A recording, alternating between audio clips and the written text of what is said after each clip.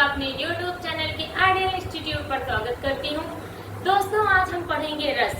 अभी तक मैंने बहुत कुछ पढ़ा, धीरे धीरे मैं आगे की तरफ अपने श्रृंखला को बढ़ाते हुए रस पर बात करते हैं। बच्चों, रस का मतलब होता है आनंद। इसके नाम से ही अभिभूत होते हैं कि रस का मतलब होता है आनंद। काव्य में ऐसे शब्दों का प्रयोग या ऐसे पंक्तियों का प्रयोग जो हमें आनंद के वशीभूत कर दे, उसे हम रस कहते हैं। यूँ कह सकते हैं, काव्य की आत्मा को ही हम रस कहा जाता है, हम रस कहते हैं।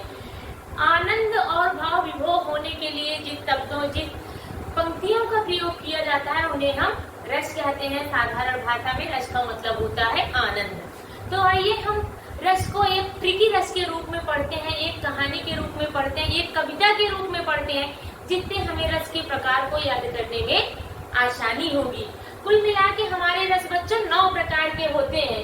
तो आज एक कविता के माध्यम से इन 9 प्रकार के रसों के बारे में हम जानकारी लेते हैं। तो सबसे पहले हम पढ़ते हैं, करुण हास्य श्रृंगार मिलकर वीर भयानक शांत बना। करुण हास्य श्रृंगार मिलकर वीर भयानक शांत बना। शोक हाथ रथ के उत्साह से भय भी निर्वेद बना। अब इसका मतलब करुण रस, हास्य रस, श्रृंगार रस, वीर रस, भयानक रस, शांत रस, शांत रस। आपको इस कविता के 6 रसों के नाम याद हो गए। करुण, हास्य, श्रृंगार, वीर, भयानक, शांत बना। अब इनके अस्थायी भाव आप देख लीजिए। करुण मतलब शोक, हास्य मतलब हास, श्रृंगार का अस्थायी भाव रति, भय का भय हो जाएगा, भयानक का भय हो जाएगा, शांत का निर्वेद हो जाएगा। नेक्स्ट आपके 3 रस और है। अद्भुत रौद विभक्ति के कारण 9 रस का सम्मान बना।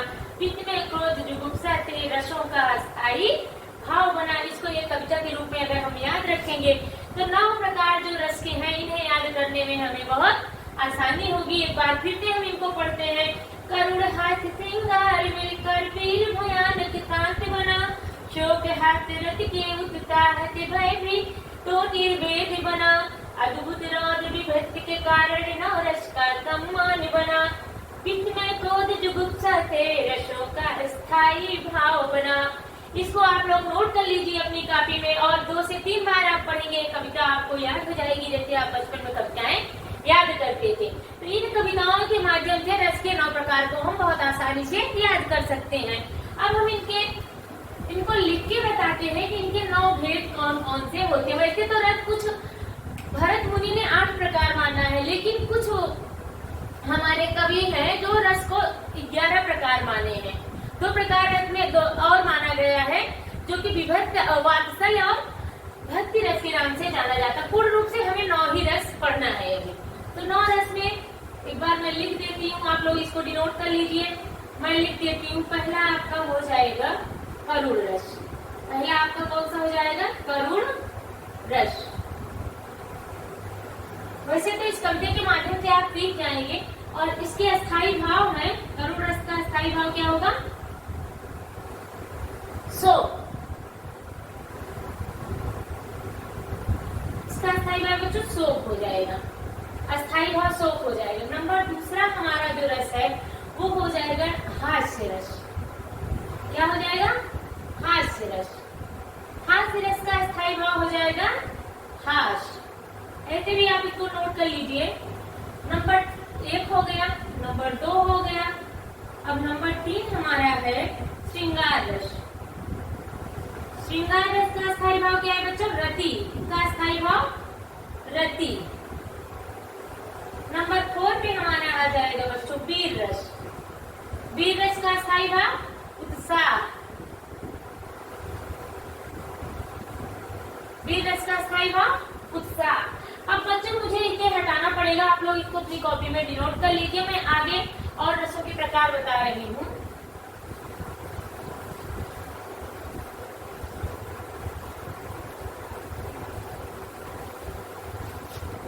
ठीक, उत्साह हो गया हमारा।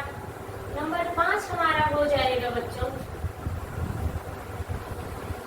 अद्भुत रस। अद्भुत रस। इसका अस्थायी भाव हो जाएगा आश्चर्य। अद्भुत, विस्मय या आश्चर्य। इसका अस्थायी भाव विस्मय या आश्चर्य। नंबर 6 पे हमारा हो जाएगा भयानक, भयानक रस। भयानक का बच्चों स्थायी भाव हो जाएगा भय। नंबर 4 में हमारा हो जाएगा विभस, विभस रस। विभस का स्थायी भाव जुगुप्सा या विभस रस। जुगुप्सा या घृणा, जुगुप्सा या घृणा। नंबर 8 हमारा हो जाएगा शांत। नंबर 8 हमारा हो जाएगा शांत रस, शांत रस। इसका स्थायी भाव हो जाएगा निर्वेद।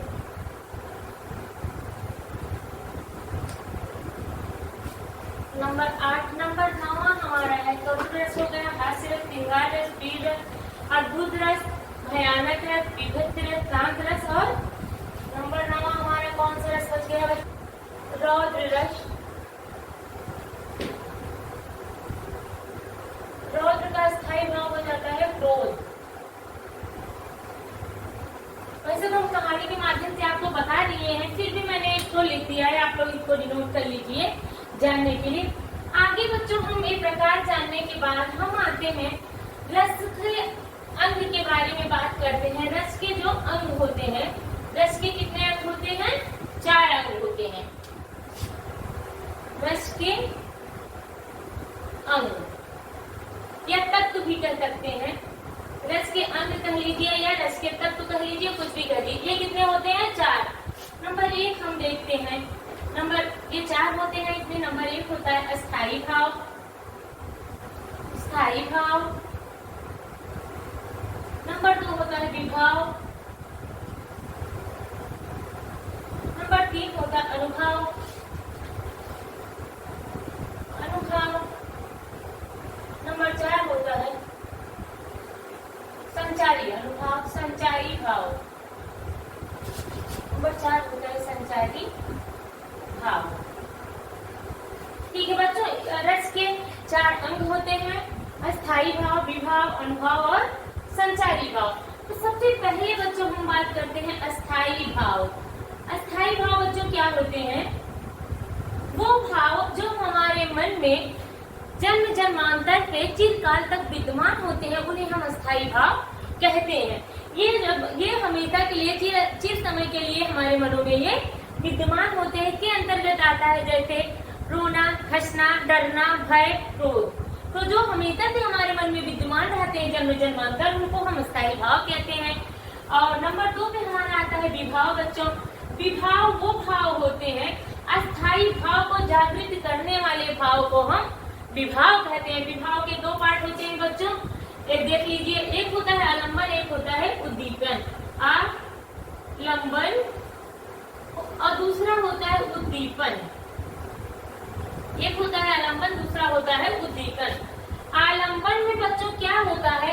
वो भाव जो अस्थायी भाव को आलंबित करें या जागृत करें, उनको हम आलंबन कहते हैं। जैसे राम और सीता के सौंदर्य प्रेम का जो वर्णन किया जाता है, तो राम और सीता क्या हो जाएंगे? आलंबन हो जाएंगे। और दीपन क्या है? वो भाव जो अस्थायी भाव को उद्दीप्त करे, जागृत करे, उसको हम उद्दीपन कहते हैं। जैसे कि सौंदर्य या प्रेम, राम और सीता के बीच में जो प्रेम है वही आपका उद्दीपन होता है। अनुभाव बच्चों क्या होता है? अनुभाव होता है शारीरिक क्रियाएं। जो शारीरिक क्रियाएं होती हैं, इन चीजों को करने में, प्रेम को करने में, या कह सकते हैं कोई भय आ गया उसको देख के करने में जो शारीरिक क्रिया होती है हम अनुभाव कहते हैं। संचारी भाव बच्चों होता है क्षणिक क्रियाएं, जो हमारे